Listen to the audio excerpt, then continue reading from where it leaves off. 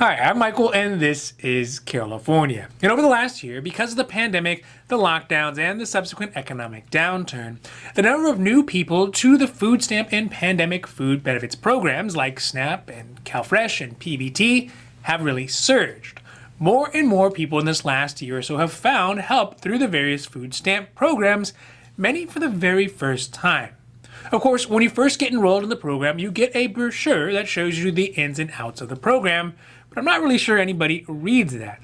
So today we are doing a video for those who are newer to the food stamps program about what you can and what you cannot use your SNAP and EBT benefits for, some of the variations in the SNAP rules from state to state versus the federal rules, and some new updates to how you can use your food stamp and SNAP EBT benefits in 2021. Now, this is your daily dose, and before we get to it, if you like this information, if you find it interesting, if you find it helpful, please don't forget to like and subscribe. That way you can get updates when our newest and most informative videos become available. So today we're going to start talking about some of the foods that you can and you cannot purchase using your food stamps or SNAP benefits.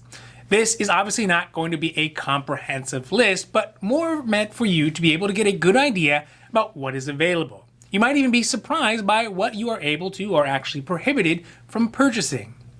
In general, the SNAP program is designed to ensure that lower income households across the country are able to get access to sufficient amounts of food on a day-to-day basis.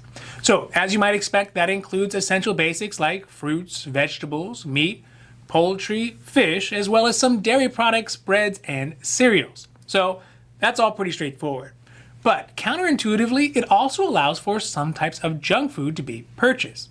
So unlike back in the day or even currently with other food programs like WIC, not all the food on the list has to be squeaky clean health food like broccoli or kale. You can also get chili cheese Fritos. That's right, delicious chili cheese Fritos. Tastes just like heartburn.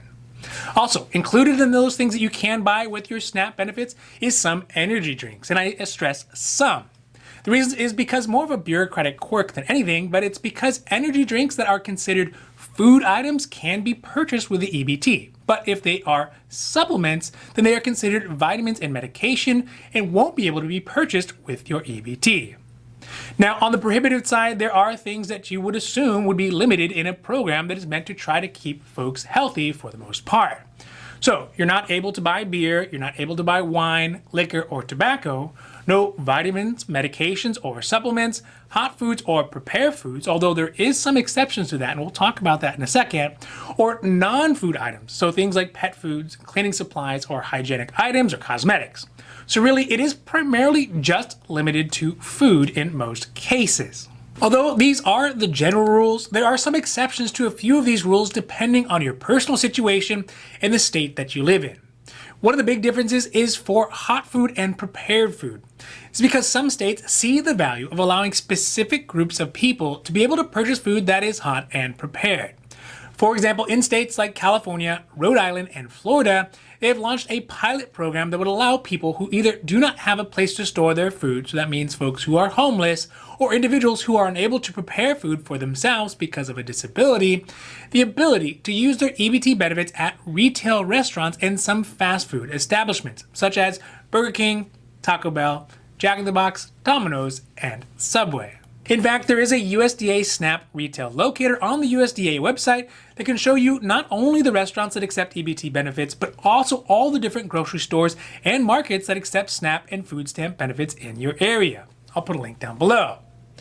Now, on the inverse, some states may be more restrictive than the national SNAP guidelines about what their residents can use their EBT benefits to purchase. At the moment, in the state of Texas, there is a proposed bill that would ban Texans from using food stamps to buy energy drinks and sweets and all-around junk food. Texas State Republican Briscoe Cain, also known as the Briscoe Kid, authored the bill saying, quote, SNAP is to support nutrition among low-income households, which I say is directly contradictory to allowing sweetened beverages to be purchased, end quote. This does seem a bit strange coming from the side of the political spectrum that usually puts personal choice and freedom over health and safety. Maybe, perhaps, it's just backwards day in Deer Park, Texas. Another interesting update to the SNAP program that is expanding nationwide is the ability to use your food stamp and SNAP benefits to purchase food online for delivery. This, like many other things being done online, working, communicating, meeting, and ordering food, has only increased over the last year as people were essentially stuck in their houses for a year. The lockdowns have really increased the process of SNAP developing this pilot program in the states that allow residents to use online marketplaces like Walmart, Amazon, Aldi, FoodMax, and Publix to get their food stamp benefits delivered.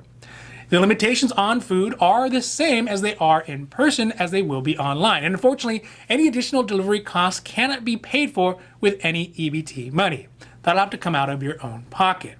So it is not ideal, at least financially, I guess, like really ever having any food delivered to you, but there is going to be some additional cost for having those deliveries on your EBT. That being said, it is an increasingly used option in the 48 states that have the program. Also, if you are curious about what online food delivery resources are available in your area, I'll put a link down below to the SNAP website that lists the online vendors available to you. So overall, the SNAP and food stamp programs have been a literal lifesaver for millions of households across the country this last year. We see it in the numbers. The overall numbers of Americans utilizing these benefits has jumped by 12% nationally, but in some states it can be as high as 26%. This is directly because of the pandemic, the lockdowns, and the slow economic recovery. On the plus side, though, we can also see the amount of money that households are eligible for has gone up dramatically, well, at least according to government standards. In 2019, the average per month benefit per household in the United States was $258.03. But in 2021, that has gone up to $371.74, which is a pretty big jump. And on a per person basis, it went from $129 in 2019 up to $193 in 2021. So we can see that this last year or so has really put pressure on the government as a whole, regardless of the party that's in power, to increase the benefits for folks on food stamps. And even though the benefits have gone up, which is good, let's be clear, given the rising cost of food, the rates of inflation, and the slow recovery of low-wage jobs, it means that even with the higher amounts, some households are still finding themselves facing hunger every single day. Now, this has been your Daily Dose, and I hope that you found it interesting or helpful or at least useful. And if you did, please don't forget to like and subscribe. That way you can get updates when our newest and most informative videos become available. So that's it for me, and for California, I'm Michael, wishing you a happy, healthy day.